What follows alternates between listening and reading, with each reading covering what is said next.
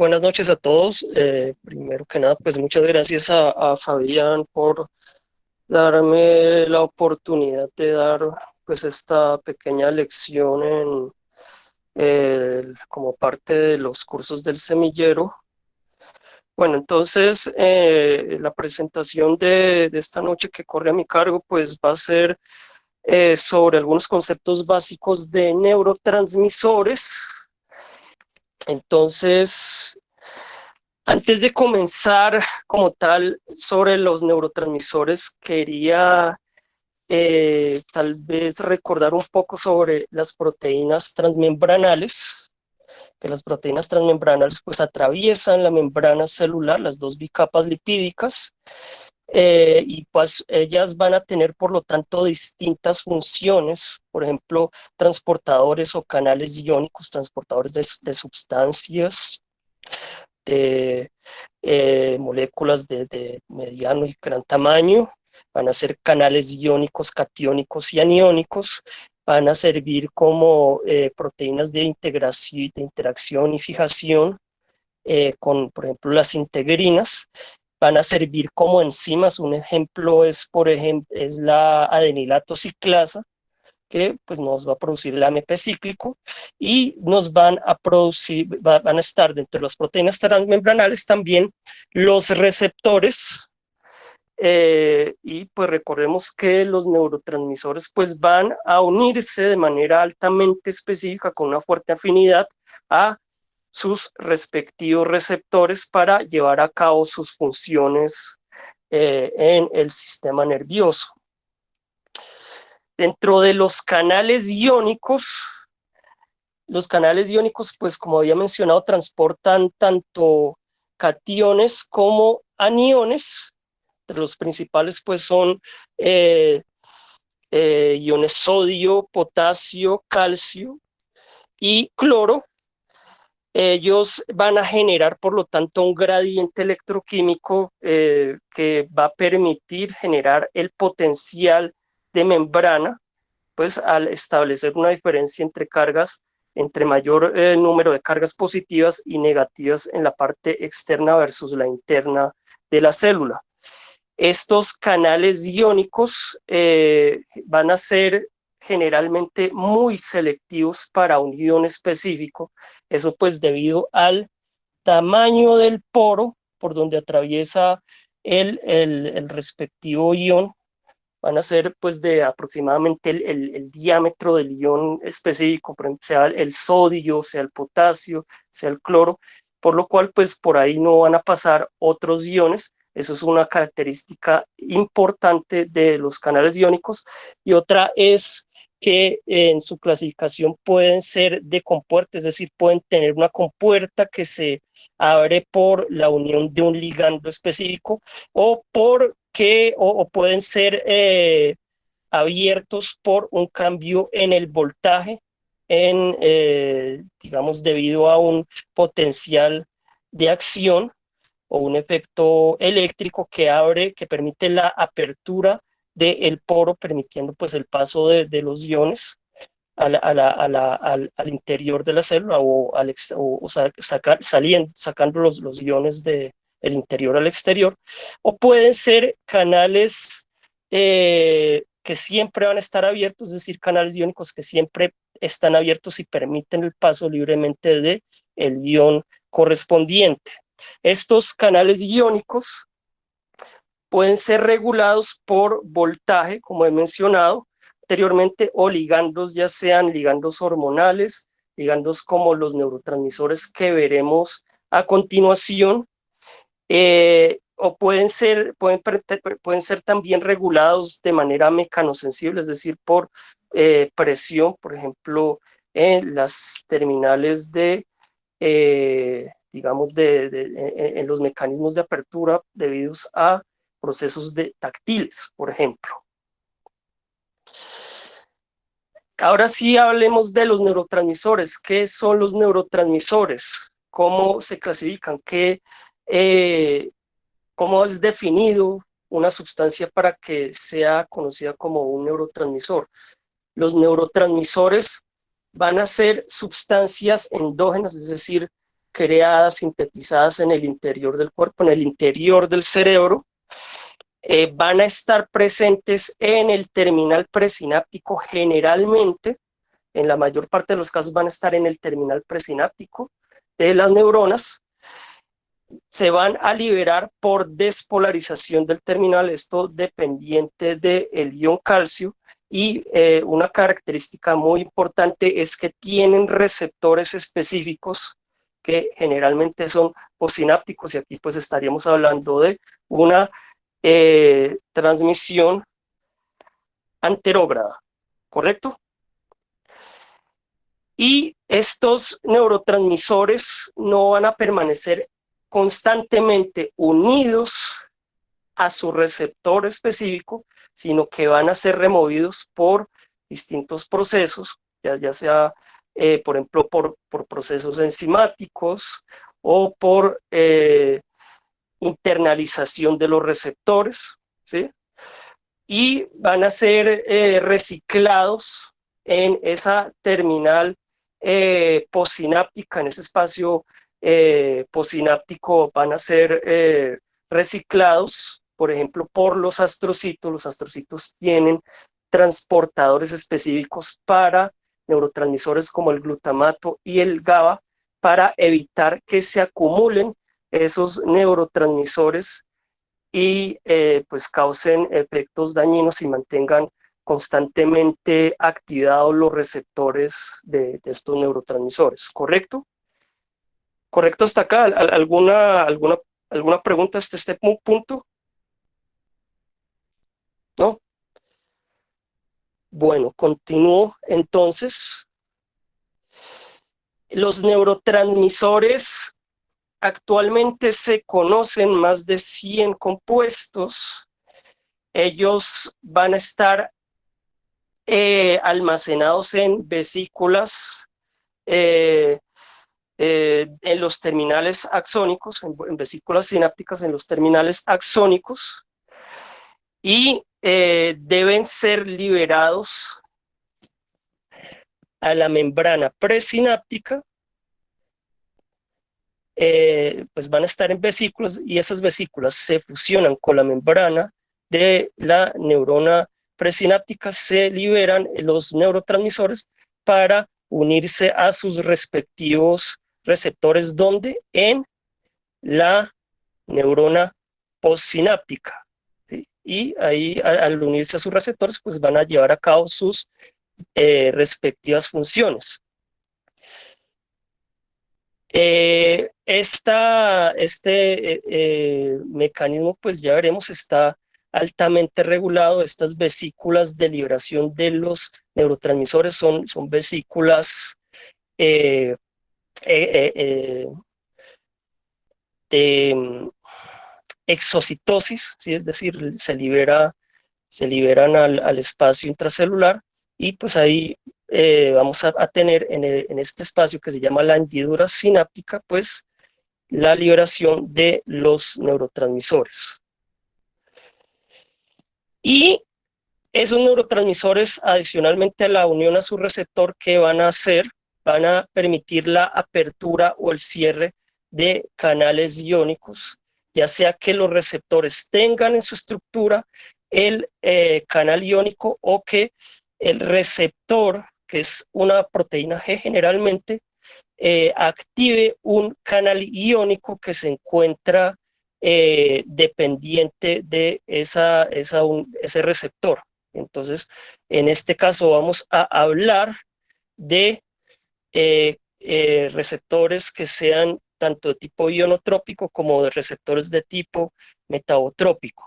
Pero ya vamos a hablar un poco de esos. Sobre los tipos de sustancias que constituyen estos neurotransmisores, pues vamos a tener distintos compuestos, distintas moléculas que pueden tener actividad de neurotransmisores, incluyendo monoaminas con enlaces éster, como es la acetilcolina, aminoácidos como la glicina, el ácido gamma aminobutírico o GABA, el glutamato y el aspartato. Vamos a tener también aminas biogenas o monoaminas, dentro de las que vamos a tener las catecolaminas, porque su estructura está formada a partir de esta molécula de 2 hidroxilos y un anillo fenólico denominada catecol, ¿sí? Dentro de las catecolaminas, ¿cuáles vamos a tener? Vamos a tener la adrenalina, la noradrenalina y la dopamina.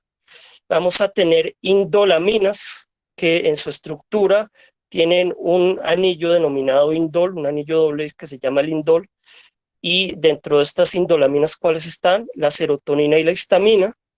Y vamos a tener, adicionalmente a estos neurotransmisores, otras sustancias como son los neuropéptidos, que están formados por gran número de aminoácidos, de 3 a 36 aminoácidos, y dentro de estos neuropéptidos vamos a tener sustancias como las endorfinas, la sustancia P, las encefalinas, la vasopresina, la oxitocina, que cumplen numerosas funciones no solo a nivel del cerebro, sino también en otras regiones del cuerpo.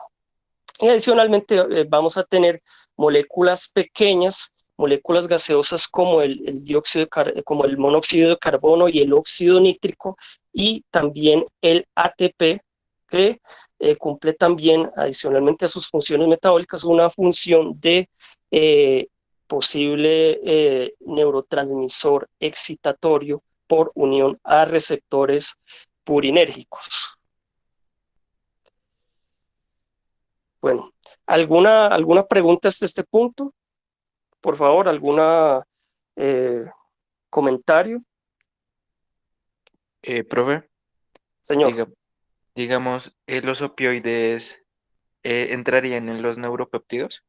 Sí, sí, señor, ahí entrarían los opioides, exactamente. Bueno, entonces los neurotransmisores,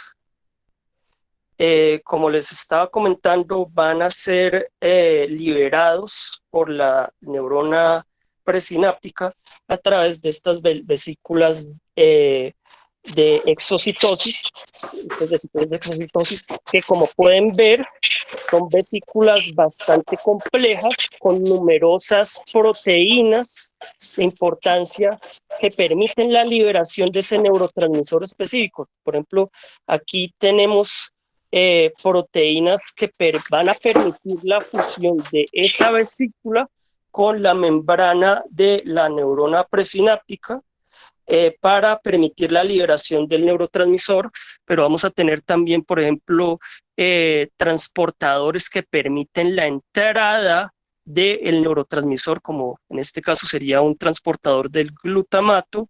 Vamos a tener moléculas como bombas de protones que permiten mantener la energía, el gradiente energético requerido para la entrada de los neurotransmisores. Vamos a tener moléculas como esta sinaptobrevina, sinaptotagmina, que van a encargarse de la fusión con la membrana presináptica para permitir la fusión de la vesícula, de esta vesícula sináptica, y liberar la carga. Como pues se darán cuenta, estas son vesículas bastante complejas para permitir esa liberación, y pese a todo, dense cuenta, tienen un diámetro pequeño, 40 nanómetros. Este proceso de fusión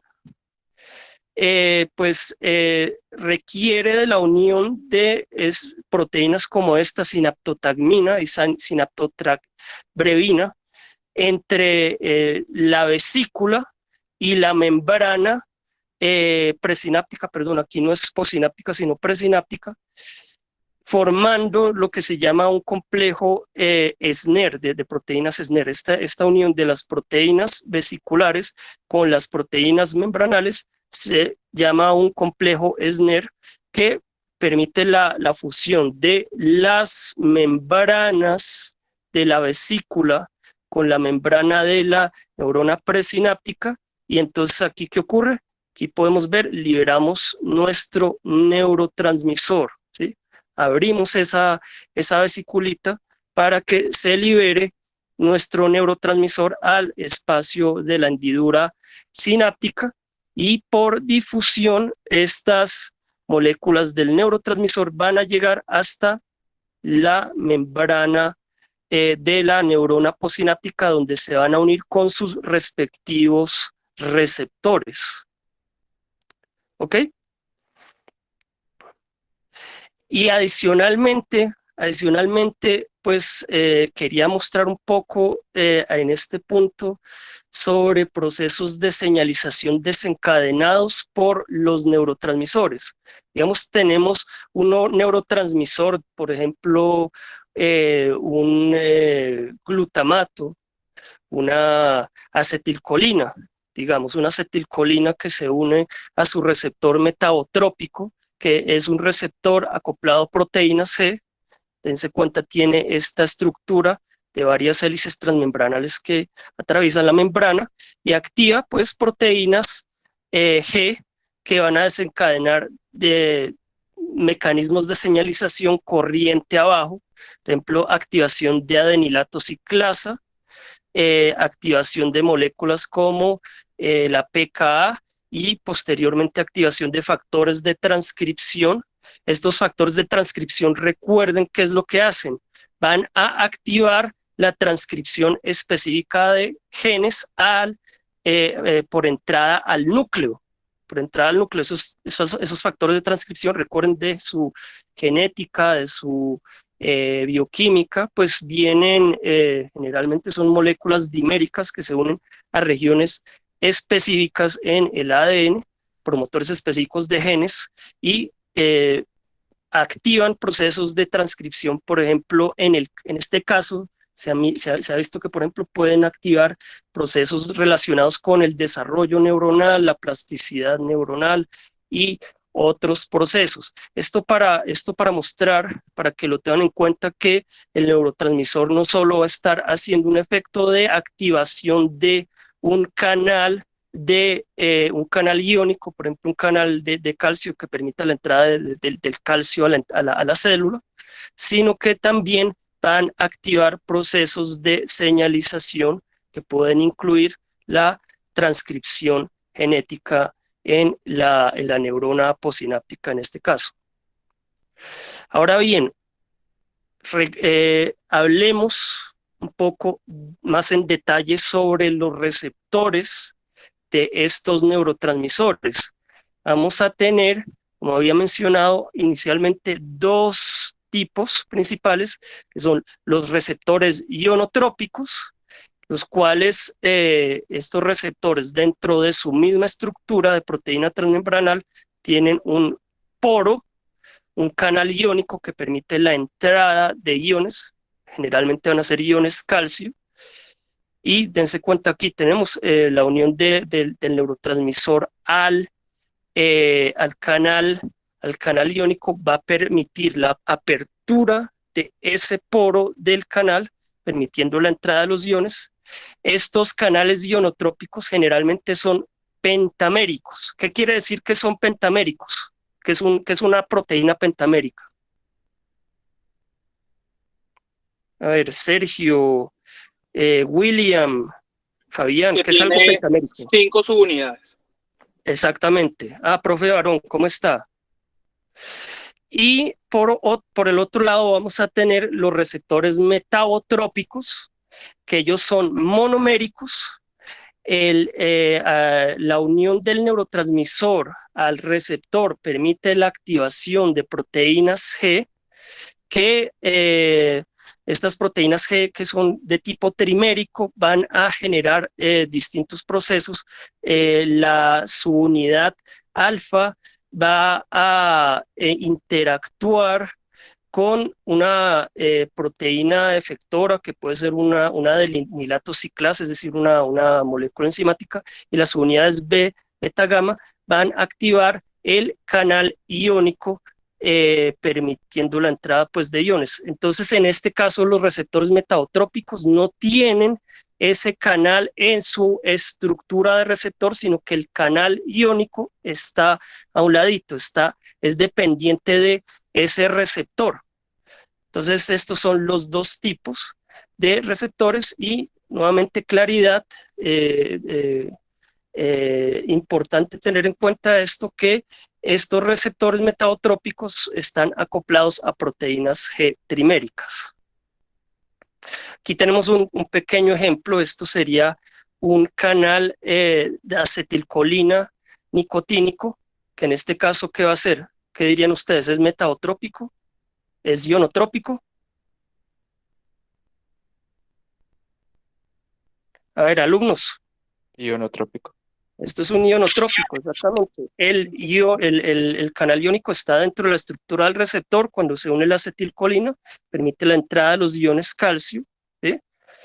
Y posteriormente esa acetilcolina sería degradada, en este caso, por una enzima denominada acetilcolinesterasa, porque como les había mencionado, ese neurotransmisor no puede estar permanentemente unido al receptor, sino que tiene que ser degradado, porque si no el receptor estaría permanentemente activado y habría una entrada constante de iones calcio. ¿Y eso qué puede desencadenar? Excesivos iones calcio en el interior de la célula. ¿Qué proceso podría desencadenar, por ejemplo? Es polarización. Una despolarización, por supuesto, pero si es excesivo, ¿qué otra cosa podría desencadenar? Excitotoxicidad. Excitotoxicidad, por ejemplo, una muerte de la célula, un desencadenamiento de procesos apoptóticos. Entonces, es necesario exactamente, es necesario que este proceso de unión de los ligandos al receptor esté fuertemente regulado para que la célula pues se mantenga en homeostasis y no ocurran procesos. Ahora aquí tenemos un ejemplo de un receptor metabotrópico, digamos un receptor de tipo muscarínico, monomérico, digamos, en este caso, como les había mencionado, es un receptor acoplado a proteínas G. Aquí, ¿qué es lo que vamos a tener? Vamos a tener la unión del ligando al receptor, permite la interacción de las proteínas G trimérica y un intercambio de GDP por GTP. El GTP es indispensable para que se active la proteína G trimérica, ¿sí? Y se libere la subunidad A alfa de la beta gamma, y esto permite la activación de la adenilato ciclasa, es decir, la formación de AMP cíclico, que es un segundo mensajero, y ese segundo mensajero pues va a desencadenar efectos corriente abajo que pueden llevar a distintos procesos como los que vimos anteriormente, ¿sí?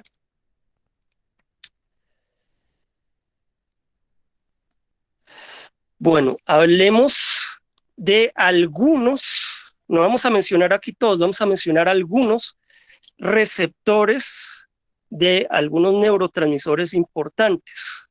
En primer caso, la acetilcolina, que como mencionamos, pues es una monoamina pegada a una molécula de colina, ¿sí?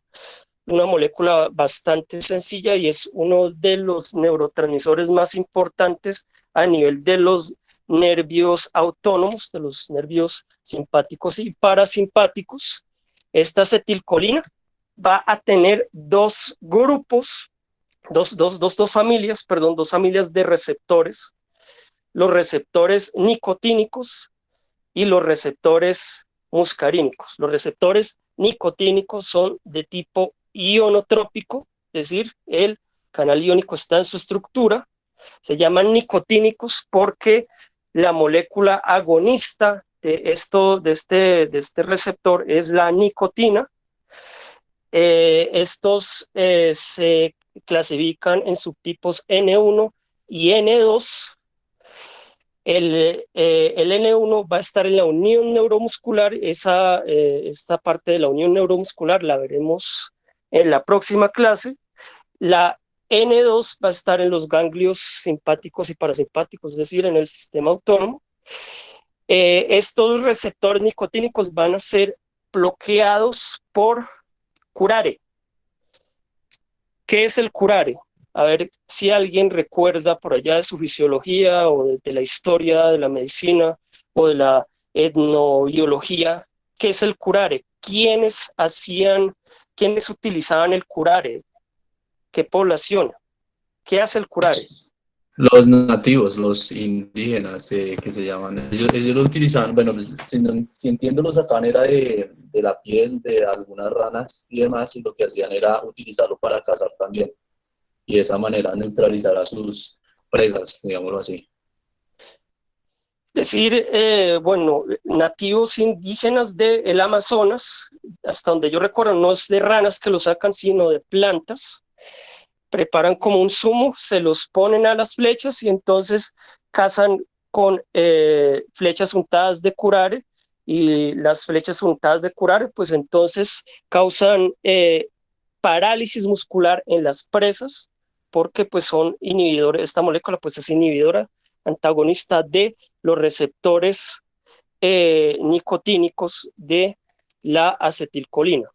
En el otro caso tenemos los receptores muscarínicos, cuya molécula agonista es la muscarina, ¿sí? La muscarina, que es una molécula extraída de un hongo rojo muy bonito que se llama la Amanita muscaria, que es un hongo fuertemente hepatotóxico. Estos receptores muscarínicos son metaotrópicos. Al ser metaotrópicos, entonces no van a tener su canal asociado a la estructura del receptor, sino que el canal pues está por fuera, y están caracterizados en cinco subtipos, M1 a M5. El M1 está en el sistema nervioso, el M2 en el corazón, el M3 en el músculo liso, M4 en distintas glándulas, el M5 en el cerebro, y estos son bloqueados por el alcaloide atropina. Dense cuenta adicionalmente que por ser receptores metaotrópicos van a activar distintas proteínas G de manera activadora o inhibitoria. Cuando estamos hablando de inhibitorias son proteínas G sub I, como la que tenemos acá, G sub I, y cuando estamos hablando de proteínas G de tipo activadora, van a ser de otros tipos, en este caso G sub Q. ¿Qué quiere decir inhibidoras o activadoras? Cuando hablamos de activadoras es que vamos a incrementar la producción de AMP cíclico. Cuando hablamos de inhibitorios es que se inhibe la producción de AMP cíclico, entonces no se produce ese AMP cíclico. Bueno, siguiente molécula es el aminoácido glutamato. El aminoácido glutamato es el principal neurotransmisor de tipo excitatorio. Va a estar producido por neuronas glutamatérgicas en el sistema nervioso central. Aquí el glutamato va a tener también receptores de tipo ionotrópico como metaotrópico. Sin embargo, los receptores de tipo ionotrópico, que permiten la entrada de iones calcio, van a ser los más importantes, los más estudiados por sus funciones y su importancia en procesos patológicos. Y dentro de estos receptores ionotrópicos del glutamato, vamos a tener tres subtipos: receptor NMDA, receptores AMPA y receptores kainato, llamados así por la molécula agonista que se une a estos respectivos receptores. Estos receptores de glutamato ionotrópicos van a estar participando en distintos procesos, por ejemplo, procesos de memoria, procesos de aprendizaje, procesos de potenciación a largo plazo, y en patologías como la esquizofrenia o la epilepsia. Y adicionalmente vamos a estar participando en un proceso llamado la excitotoxicidad. ¿En qué consiste esta excitotoxicidad? Esta excitotoxicidad, que es mediada por receptores ionotrópicos, principalmente el NMDA, se debe a que ocurre cuando hay una sobre excitación, sobre una producción, una unión excesiva del glutamato sobre los receptores NMDA, y los receptores NMDA permanecen constantemente activados, permitiendo una entrada constante de iones calcio. Esa entrada constante de iones calcio desencadena una cascada de activación de apoptosis que va a causar la muerte neuronal por pues, una excesiva activación de estos receptores, una activación excesiva de esos receptores.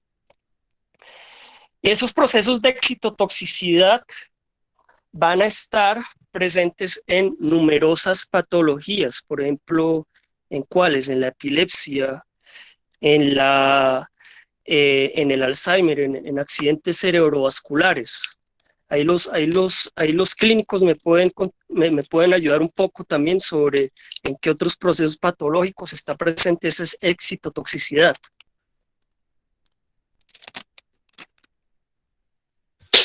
Profe, una es importante es el síndrome hiperuricémico, que genera toda esta ruptura de las células o de diferentes neuronas, genera la liberación de este neurotransmisor glutamato. Primero genera la hiperexcitabilidad neuronal, convulsión y después la muerte neuronal. Entonces es muy frecuente en neuropediatría y en pediatría este síndrome, que siempre dar anticonvulsivantes y siempre hacer un buen seguimiento al paciente.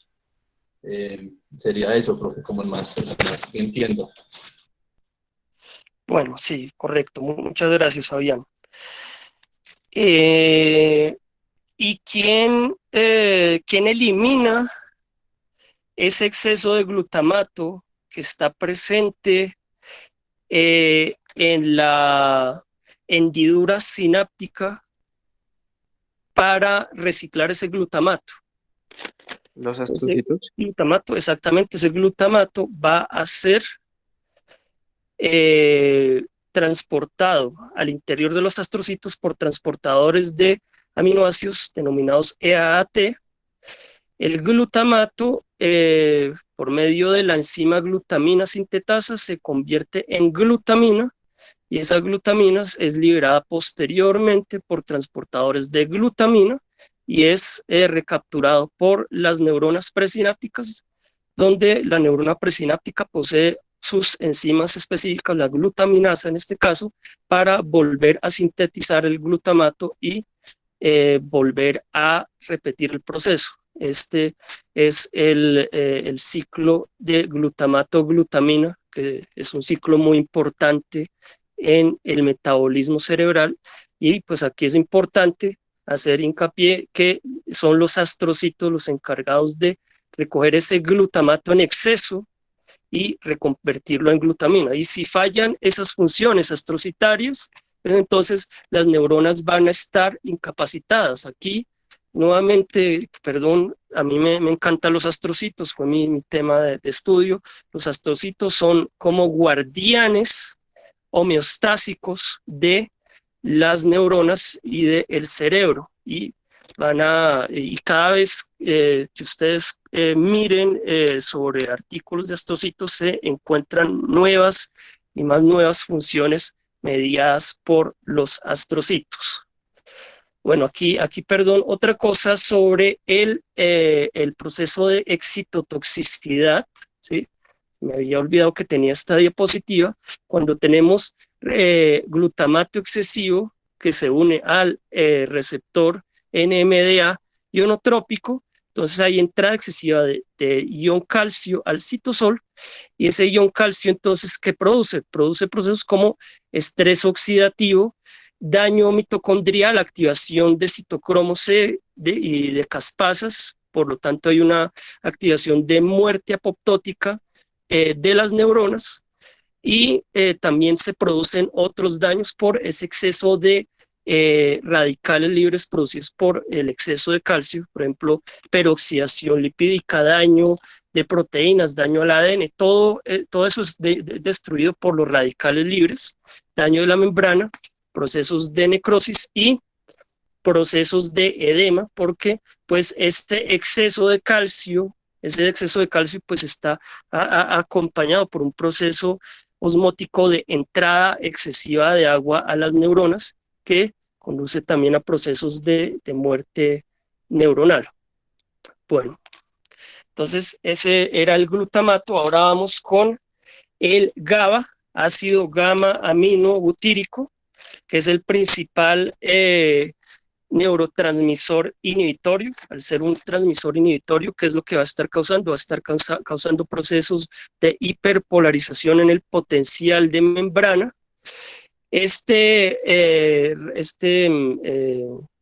GABA tiene 3 subtipos de receptores. Los más importantes son el GABA-A, que es un receptor ionotrópico y que permite la entrada de iones cloro, y el GABA-B, que permite entrada de iones potasio, que es metabotrópico y está inhibiendo, la concentración de AMP cíclico. Y entonces la entrada del ion cloro por receptores de GABA van a causar ese proceso de hiperpolarización. El GABA es sintetizado a partir del glutamato, a partir de la enzima glutamato descarboxilasa, es decir, aquí el glutamato pierde un carbono para convertirse de glutamato en GABA, y entonces ese GABA también va a ser recogido por los astrocitos por medio de los transportadores de aminoácidos específicos que poseen estos astrocitos. Ahora pasemos a las catecolaminas.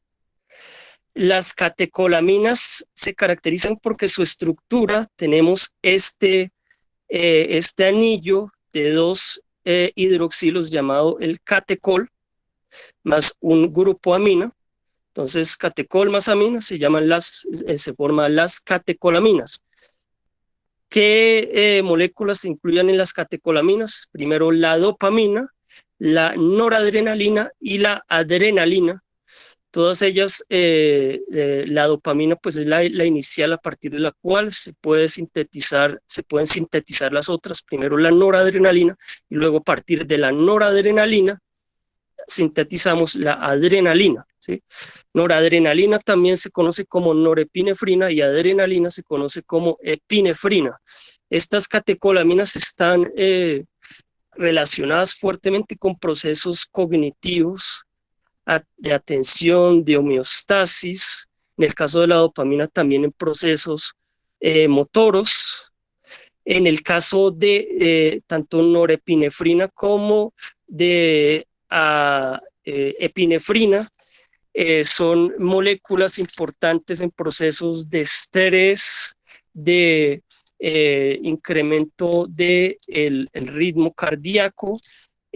Todos estos procesos se conocen respuestas de huida o de lucha, flight or flight, es decir, son mecanismos evolutivamente conservados en los cuales se prepara el organismo por activación de nervios autónomos para prepararse para o bien el combate frente a un agresor o la huida frente a ese mismo agresor, ¿sí? Por ejemplo, un venado que ve a un león, ¿sí? Un león que se está acercando para comérselo, entonces se activa este sistema de noradrenalina y adrenalina para o bien quedarse a luchar o bien salir corriendo y escaparse de su depredador.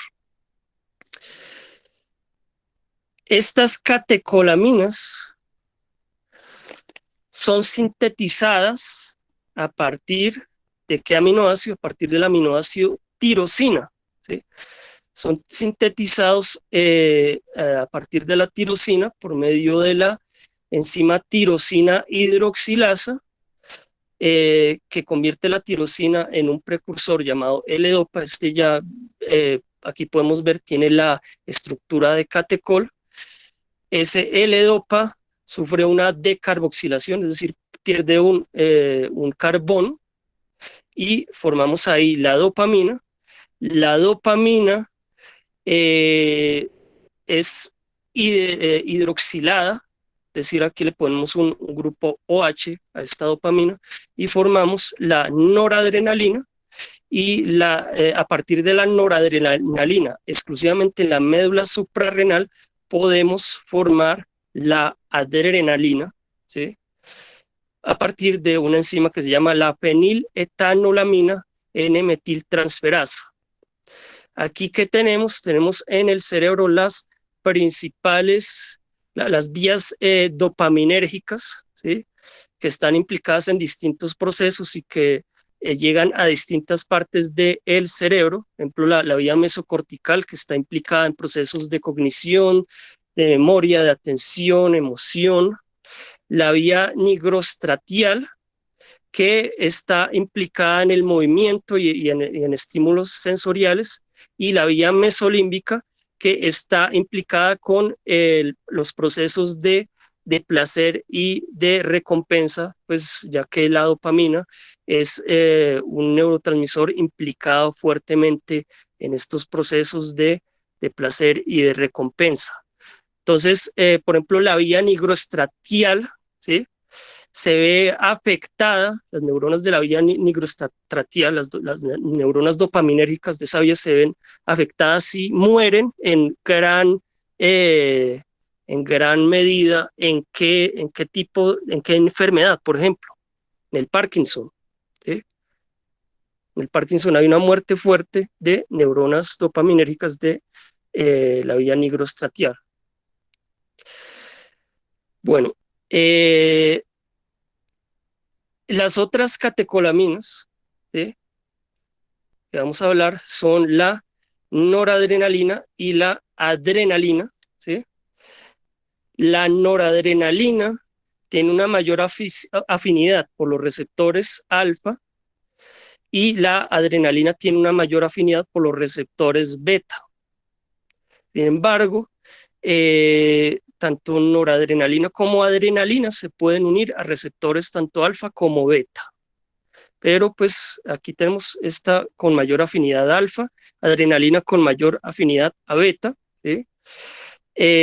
Receptores de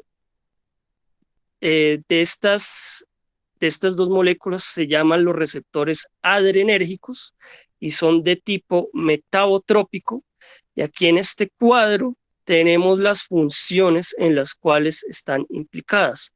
Entonces, por ejemplo, el receptor alfa 1 está implicado en la contracción de arteriolas, es decir, en el músculo liso de las arteriolas, en contracción de esfínteres, en contracción de músculo liso. El receptor alfa 2, que activa una proteína G inhibitoria, está produciendo una retroalimentación negativa para disminuir la producción de noradrenalina y disminuye el flujo simpático. Está también pues implicado en procesos de relajación y en el páncreas.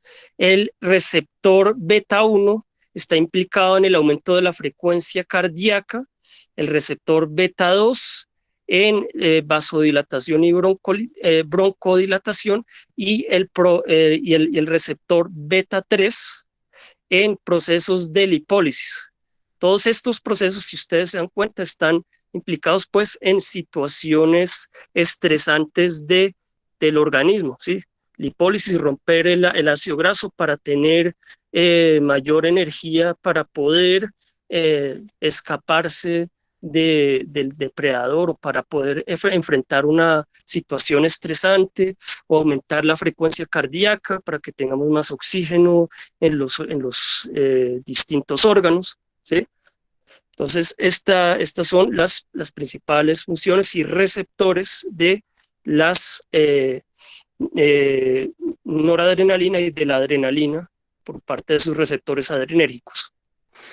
Ahora bien, sobre los receptores de la dopamina, vamos a tener dos familias, la familia D1 con los subtipos D1 y D5 y la familia D2 con tres subtipos, el D2, el D3 y el D4.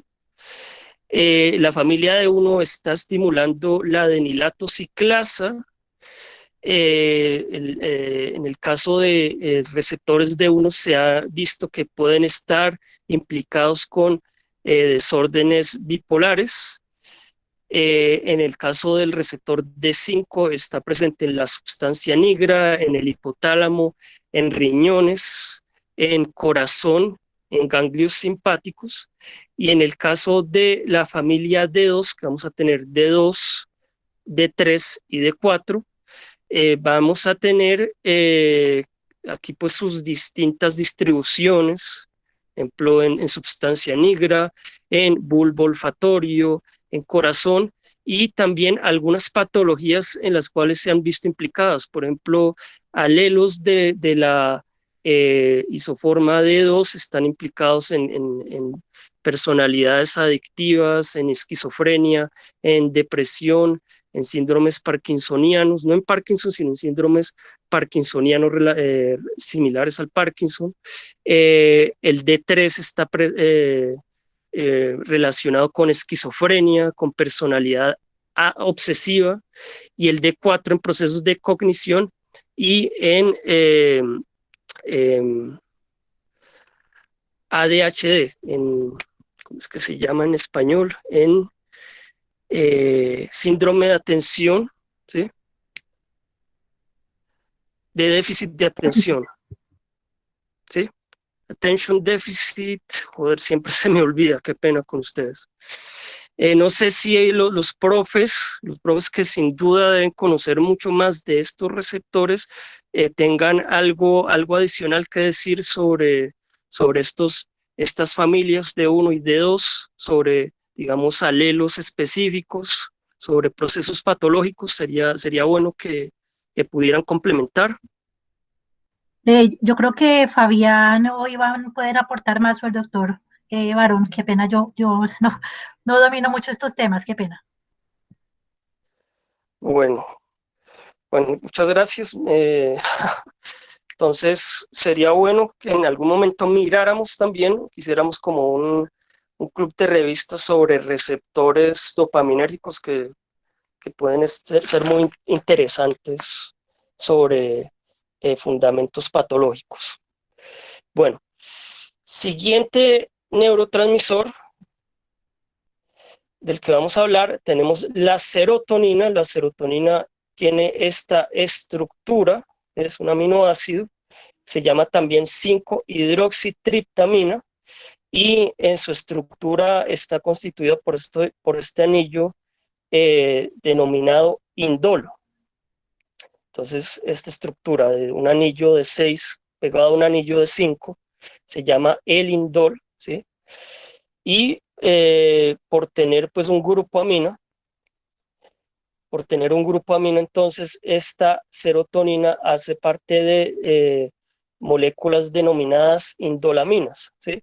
Conociendo la estructura de una determinada sustancia, uno ya puede establecer pues su nombre, de dónde proviene. Es muy interesante, tal vez pues para, digamos, desde la perspectiva clínica, pues no les llame tanto la atención la parte de estructuras químicas, pero ayudan, digamos, en la parte de mecanismos mnemotécnicos para saber sobre las sustancias.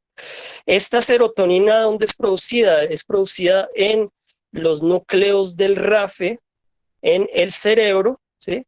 Ahí es donde está la mayor producción a nivel cerebral de la serotonina, y pues a partir de esos núcleos del RAFE surgen las inervaciones serotoninérgicas a distintas regiones del cerebro. Ahorita miraríamos un poco sobre esas inervaciones.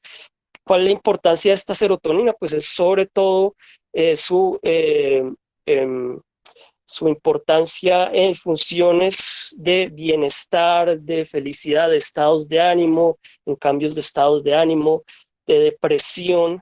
Está también muy importante, es muy importante también en los ciclos de sueño y vigilia, que supongo algo se mencionará sobre la serotonina en la siguiente conferencia del día de hoy.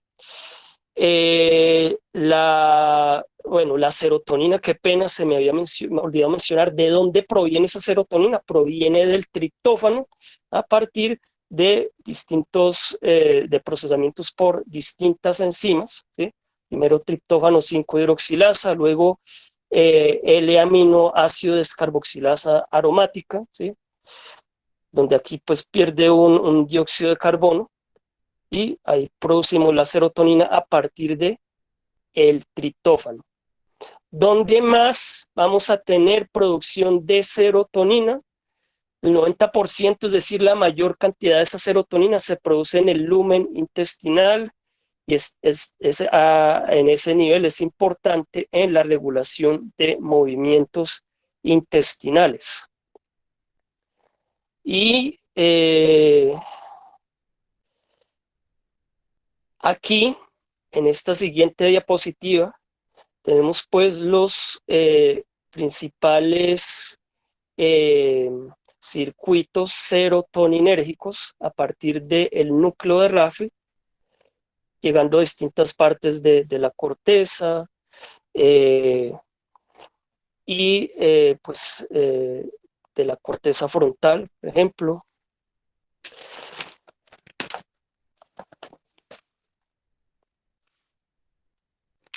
Desde el núcleo de RAFE, ¿sí? Puede llegar a distintas partes, por ejemplo, al tálamo, al estriado, al hipotálamo, al núcleo accumbens, al hipocampo, ¿sí? A distintas partes. Y sus distintas funciones, como habíamos mencionado: cognición, sueño, procesamiento de membrana, estados de ánimo. Muy importante la parte de estados de ánimo. ¿Cuáles son los receptores de esta serotonina? Se llaman receptores 5-HT, 5-HT por hidroxitriptamina, ¿sí? Esos receptores 5-hidroxitriptamina están divididos en 7 subclases, de las 5-HT1 a las 5-HT7, que son de tipo metabotrópico, todos salvo la isoforma 5-HT3, ¿sí? Todos van a ser de tipo metabotrópico, por lo tanto, nuevamente, repaso, van a estar activando receptores acoplados a proteínas G.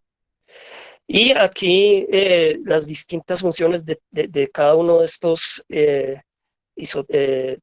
tipos de receptores en procesos, por ejemplo, de adicción, de agresión, de ansiedad, de apetito, de sueño, de cognición y aprendizaje. Entonces, nuevamente, yo supongo que en la siguiente parte de esta sesión se hablará un poco sobre los receptores de serotonina y sobre la serotonina. Ahora bien, desde la perspectiva clínica, ¿cómo se regulan los niveles de esa serotonina en procesos como depresión, procesos de ansiedad, procesos de comportamientos obsesivos compulsivos? Por medio, pues, principalmente de dos grupos de fármacos, que son los inhibidores selectivos de la recaptación de serotonina y los inhibidores de la monoaminoxidasa. La monoaminoxidasa es una enzima que está encargada de la degradación de serotonina y de otros neurotransmisores, por ejemplo, de la dopamina. A ver, muchachos clínicos que ya lo deben saber muy bien, por favor, ayúdenme, o más bien les pregunto de repaso, ¿cuál es el mecanismo de acción de los inhibidores selectivos de la recaptación de serotonina? Fabián, Iván, William, no sé si está por ahí Daniela.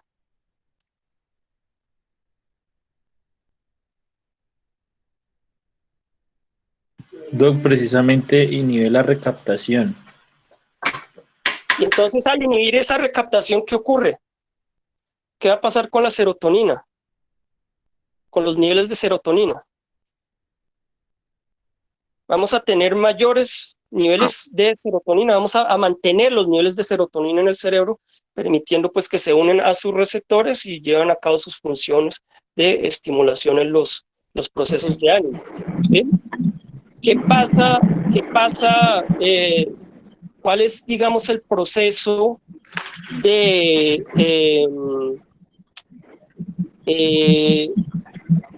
interacción farmacológica entre inhibidores selectivos de recaptación de serotonina e inhibidores de la monoaminoxidasa? ¿Qué dicen, digamos, los psiquiatras? ¿Es bueno utilizar las dos sustancias, ¿sí?, al mismo tiempo? ¿O qué puede ocurrir?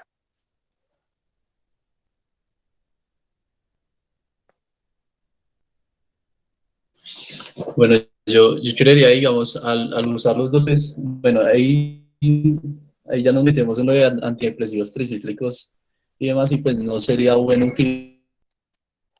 ¿Por qué? Porque están los selectivos, que bien es el inhibidor selectivo de la recaptación de serotonina, y están los no selectivos inhibidores de la monoaminoxidasa. Digamos, uno usual que se utiliza la trazodona, pero no se le da otro, o la mitriptilina también se podría dar, pero no siempre, o por lo menos en la práctica clínica no se recomiendan combinarlos. No se No sé, recomiendan profe, que combinarlos, tenga exactamente. que decir antes. No se recomiendan combinarlos exactamente, Fabián, porque puede producirse lo que se denomina el síndrome serotoninérgico, que consiste en un incremento de la serotonina, una hiperexcitabilidad del sistema serotoninérgico, en la cual se van a producir una serie de procesos como el clonus, es decir, contracciones involuntarias rítmicas, hipertonicidad muscular, hipertermia, es decir, el paciente aumenta su temperatura a más de 38 grados centígrados y puede llevar incluso a la muerte al combinar pues en el mismo, en tiempos en poco tiempo, los imados con los receptores selectivos, los receptores de los inhibidores selectivos de la recaptación de serotonina. A ver, muchachos, dentro de esos receptores selectivos de la recaptación de serotonina, ¿cuáles fármacos tenemos, por ejemplo? A ver. La fluoxetina, ¿Sí? La paroxetina y la sertralina. Exactamente, sí. También citalopram, ¿sí? Esos son primera línea de antidepresivos, ¿sí? Bueno, entonces, aquí, ¿perdón? Fabián, ¿ibas a decir algo? La fluoxamina también es Sí, señor. No, aportando en cuanto al fármaco, que la fluoxamina y pues otras que ya han dicho, De pronto la aquí, más usual es la sertralina. de pronto aquí, en este punto de comprender ese mecanismo. Doctor.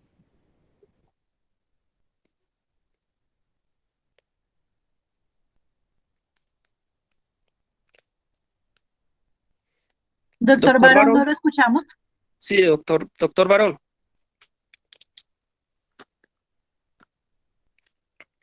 Esperemos un momentico. Doctor Barón, ¿no lo escuchamos?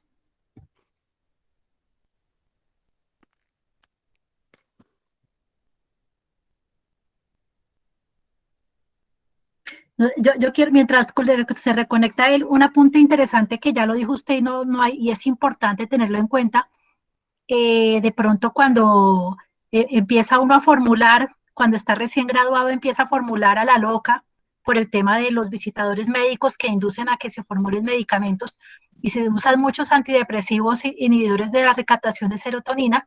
y hay que siempre preguntar en la historia clínica a ver si el paciente toma algún medicamento antipsicótico o algún Sí, inhibidor de la MAO. claro Estos que son sí. como tipsitos chiquitos, pero Sí, siempre tener en cuenta toca las preguntar eso. interacciones medicamentosas. Doctor Sí, Barón, claro. bueno, esperemos que si quiere, doctor Cabeza sigue y Bueno, esperamos a ver si se Profe, le yo quería conecta. hacer un apunte que de casualidad no sé si lo sepas o me podrías ayudar a aclararlo. Es que leyendo sobre los recaptadores de serotonina alguna vez entendí que al momento pues de bloquear ese recaptador pues iba a aumentar esa concentración de serotonina, iban a alterar un receptor y esto lo que iba a hacer a bajar la concentración de como tal de serotonina y por eso digamos que al momento de empezar esos medicamentos pues es toca estar muy seguro del paciente, sobre todo en esos pacientes que tengan una depresión muy marcada porque estos se asoció más a eventos de suicidio, entonces digamos que es un medicamento que tiene como tal una farmacología como muy compleja. A ver, sí, esa fármaco, a ver, lo vamos a aclarar. Cuando aumenta el suicidio después de tomar antidepresivos, generalmente es porque el paciente mejora su estado de ánimo al punto de que ya puede cometer el acto como tal. Así lo analizan los psiquiatras. No sé si ustedes No, que han profe, visto es que fármacos lo que pasa recientemente es lo que hay, analizan de diferente manera. Lo que va a pasar es que tú acumulas más serotonina en la sinapsis, porque se acumula en la hendidura sináptica. Pero se dice que el riesgo de suicidio viene cuando mejora el estado anímico, entonces ya ahora sí tiene las ganas o la disposición para poder cometer el suicidio. No sé si yo estoy equivocada, muchachos. es que lo que yo leía y lo que se veía es que se asocia a un receptor porque va a ir a un receptor como tal Aquí, en una postsináptica y Espérate que ya volvió el doctor Barón, que espera un minutico y ya seguimos, Santi, un minutico. ¿Doctor Barón? ¿Doctor Barón? sí, aquí hay que puntualizar una cosa.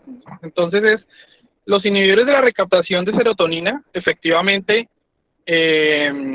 aumentan la cantidad de serotonina en la hendidura presináptica y pues o sea en el fenómeno normal lo que pasa con esa serotonina es que se va a unas vesículas y regresa hacia el botón presináptico, es lo que habitualmente pasa. Y los inhibidores de la recaptación de la serotonina facilitan ese evento. En el caso de cuando se usan las monoaminoxidasas, hay un problema con ese, o sea, no, hay un bloqueo, digamos, demasiado fuerte de ese proceso de recuperación del neurotransmisor por vía vesículas y genera que se acumule cada vez más en el intersticio. Ahora, adicionalmente, el aumento de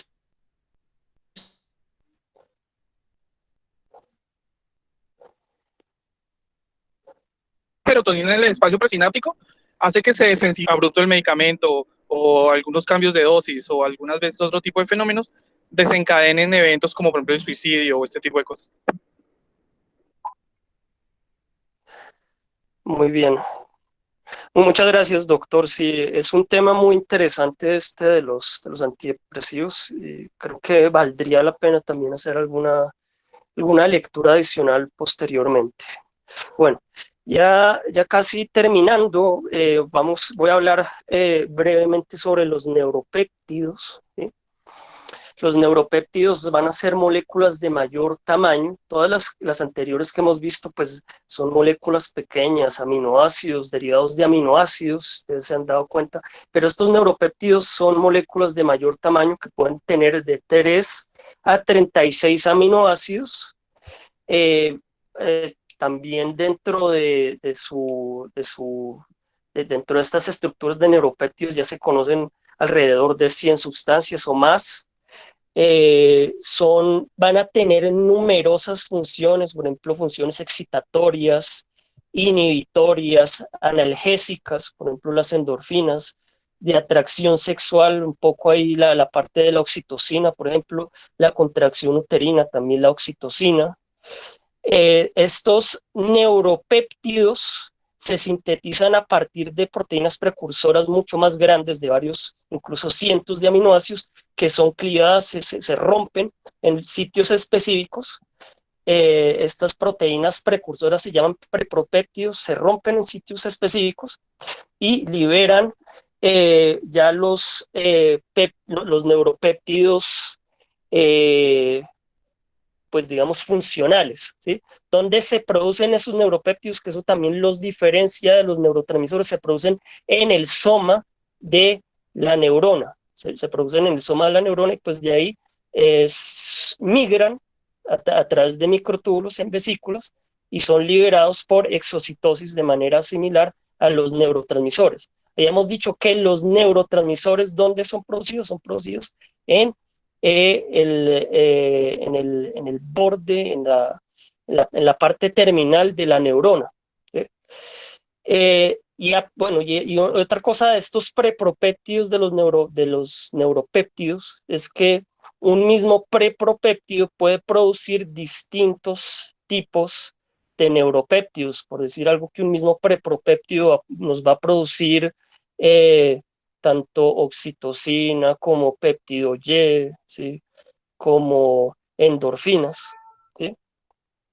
¿Cómo son los receptores de estos neuropéptidos? Son receptores acoplados a proteína C, por lo tanto, son receptores de tipo metabotrópico. Algunos neuropéptidos de mamíferos, que ya son sustancias pues muy conocidas, incluyen, por ejemplo, la hormona liberadora de la tirotropina, la somatostatina, la hormona liberadora de la corticotropina, las orexinas, la vasopresina, ¿sí? La vasopresina, que pues es la hormona antidiurética, la oxitocina, que está participando en la contracción uterina, estimulando lazos sociales, la prolactina, ¿sí? ¿Qué hace la prolactina? Por ejemplo, muchachos, a ver, alguno que nos muestre, que nos diga. La hormona de crecimiento, la hormona estimulante del folículo, la hormona estimulante de la tiroides, es decir, la TSH que pues está estimulando la liberación de T3 y T4. ¿sí? Todos estos son neuropéptidos que si ustedes dense cuenta aquí, de acuerdo a la tabla, vamos a estar produciéndolos en distintos lugares, en distintas regiones, por ejemplo en el hipotálamo, en la hipófisis o a nivel de regiones gástricas e intestinales. ¿sí? Como es el caso del péptido intestinal vasoactivo, ¿sí? El BIP, ¿sí? Y la colecistocinina y la gastrina. ¿sí? Todos estos hacen parte de los neuropéptidos. Una diferenciación entre neurotransmisores y neuropéptidos la tenemos en esta tabla. Entonces, los neurotransmisores son producidos en la terminal presináptica, los neuropéptidos en el soma neuronal. Las vesículas son distintas, las vesículas de los neuropéptidos son pequeñas y transparentes, son más pequeñas, las vesículas de los neuropéptidos son grandes y electrodensas, eso visto por microscopía electrónica. La exocitosis es de bajas y altas frecuencias en el caso de los neurotransmisores, y los neuropéptidos es de alta frecuencia. Los neuropéptidos son eliminados por difusión, los neurotransmisores son eliminados por degradación o recaptación, ¿sí? Degradación, por ejemplo, por parte de enzimas como la acetilcolinesterasa, o recaptados por transportadores de aminoácidos como el EAAT que vimos hace poco en los astrocitos. La acción de los neurotransmisores va a ser más rápida que la de los neuropéptidos, y la recaptación de vesículas se da solo en los neurotransmisores, pero no en los neuropéptidos. Y ahora, ya para terminar, otra sustancia que se considera en cierta medida un neurotransmisor es el óxido nítrico, ¿sí? El óxido nítrico pues cumple distintas funciones, pues una de las más importantes es la de vasodilatación en las arterias, ¿sí? Pero también es importante en otros procesos, por ejemplo, se ha visto implicado en procesos de aprendizaje y memoria, de potenciación a largo plazo, en procesos de de liberación por parte de los macrófagos para degradación digamos, de bacterias o elementos fagocitados por los macrófagos, ¿sí? En procesos apoptóticos, en procesos de metástasis, ¿sí? En todos estos procesos se ha visto implicado el óxido nítrico, donde es sintetizado ese óxido nítrico, bueno, es sintetizado por las óxido nítrico sintasas, que hay distintas subespecies, hay una específica de la neurona, ¿sí? A nivel cerebral, que es la óxido nítrico sintasa cerebral, y se produce a partir de la arginina. La arginina pues es otro aminoácido, ¿sí? Y ese óxido nítrico posteriormente va a ser convertido a nitritos y a nitratos y excretado por la vía urinaria, pues, en el riñón. Y para terminar, pues el efecto del óxido nítrico en la vasodilatación. El óxido nítrico, bueno, se me había olvidado mencionar, no se conoce muy bien sus receptores, pero se ha visto que puede unirse a la guanilil ciclasa soluble, es decir, la molécula productora de GMP cíclico, ¿sí? Que algunas de esas moléculas pueden estar solubles digamos, en el torrente sanguíneo o en el espacio intracelular, y desencadenar pues las funciones en este caso, de vasodilatación que tenemos aquí en este ejemplo. Esta conferencia está grabada, ¿sí?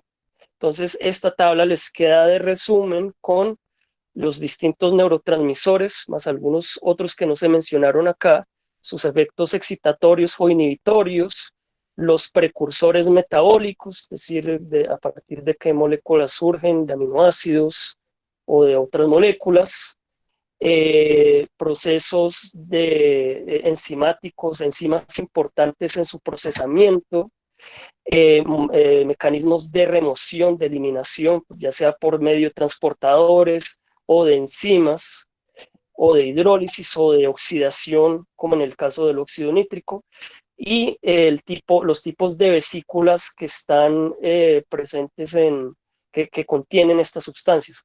Obviamente en el caso del óxido nítrico es un gas, es una molécula soluble, no tiene vesículas, ¿sí? Y ahora sí, ya para terminar, qué pena con ustedes, quería participar en el ejercicio de la última clase, que era sobre una presentación de una obra de arte. Me llamó la atención esta que encontré porque se llama Neurotransmisor. Es una serie de fotografías digitales sobre la PADAS, que se supone que mostrarían, digamos, el efecto o el desarrollo,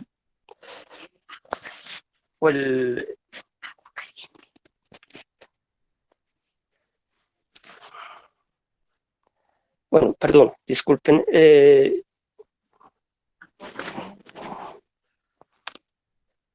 Bueno, esto es una obra de arte que se supone muestra lo que vendrían a ser los neurotransmisores. Me llamó mucho la atención por los colores, por como el sentido de dinamismo que muestra. Es una obra bastante abstracta, es arte digital.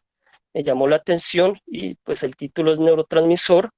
Es de una artista contemporáneo que se llama Ape Polo, ¿sí? Me pareció interesante los colores, como las formas sinuosas que tenemos ahí. Tal vez esto puede simular un poco lo que viene a ser un mecanismo molecular de difusión de moléculas, de movimiento molecular azaroso, por ejemplo, un movimiento browniano, y el desencadenamiento de funciones rápidas, que pues es lo que causa un neurotransmisor en el sistema nervioso. Entonces, muchas gracias por la atención.